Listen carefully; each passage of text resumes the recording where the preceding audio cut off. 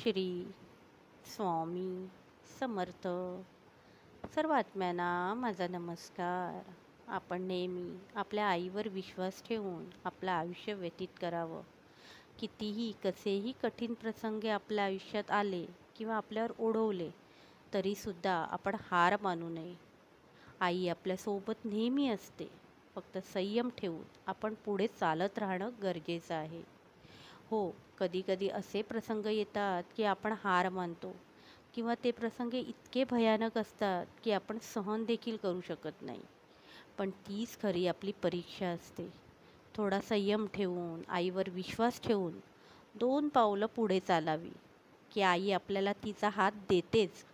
म्हणूनच कधीच कोणत्याच प्रसंगात चुकीचं पाऊल उचलून अजून आपलं आयुष्य कठीण करून घेण्यापेक्षा आईचा हात धरून चालण्याचा प्रयत्न करावा.